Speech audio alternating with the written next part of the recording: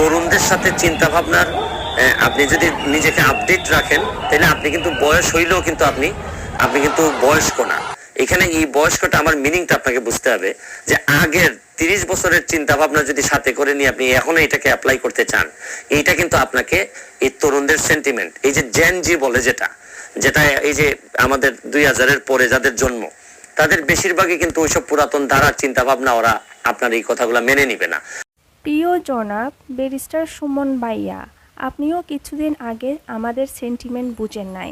আপনিও আমাদেরকে বলেছিলেন আন্দোলন থামাই দিয়ে তোমরা বাসায় চলে যাও।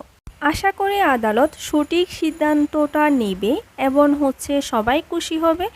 আমাদের মাননীয় প্রধানমন্ত্রী জননেত্রী শেখ হাসিনা বঙ্গবন্ধুর কন্যা, উনাকে বুঝাইলে উনি বুঝে না এমন কোনো কিছু নেই। উনি আমাদের খুব ভালো করে দেখভাল করেন।